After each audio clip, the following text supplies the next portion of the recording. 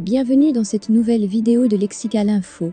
France, Emmanuel Macron réélu président de la République. N'oubliez pas de vous abonner à Lexical Info juste en bas de cette vidéo.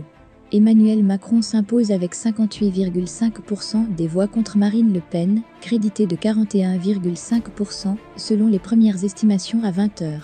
Politique 5 ans de plus pour Emmanuel Macron. Ce dimanche 24 avril, le président sortant a obtenu la majorité des suffrages exprimés au second tour de la présidentielle face à Marine Le Pen, avec 58,2% des voix selon les premières estimations Ipsos Soprasteria pour Le Parisien, France Télévisions et Radio France. 5 ans après leur premier duel, Emmanuel Macron a une nouvelle fois devancé la candidate du Rassemblement national, créditée de 41,8%.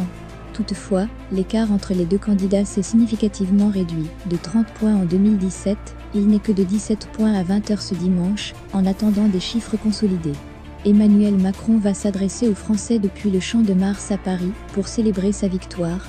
Dans un paysage politique plus divisé que jamais, le chef de l'État réélu n'a pas bénéficié d'un front républicain contre l'extrême droite aussi uni qu'en 2017. Si de nombreux ténors politiques ont appelé à glisser un bulletin à son nom dans l'urne, certains ont donné pour consigne de faire un barrage à Marine Le Pen sans pour autant voter Macron. Une façon de dénoncer un bilan plus que mitigé, entre les crises sociales, les gilets jaunes, l'opposition à la réforme des retraites, l'inaction climatique de l'État, condamné par la justice, et aussi sa gestion controversée de la crise sanitaire. Pour suivre ce qui a été commencé jugé peu présent sur la campagne du premier tour, Emmanuel Macron a accéléré la cadence à l'entre-deux tours.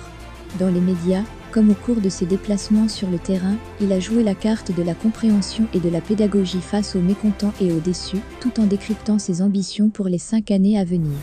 Son nouveau mandat ne devrait pas marquer de rupture profonde avec le précédent.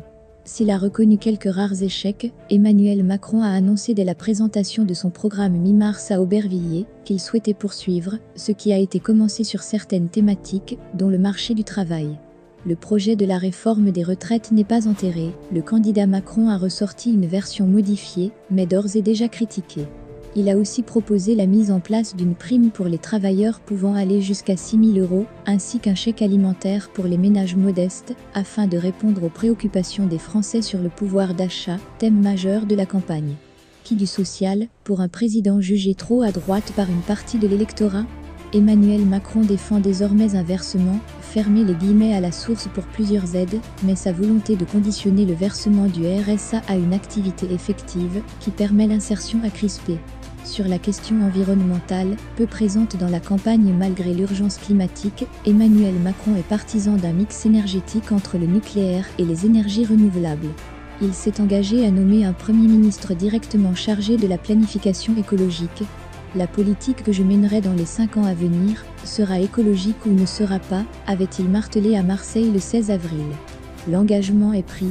Merci pour votre aimable attention et n'oubliez pas d'activer la cloche de notification pour recevoir les prochaines informations.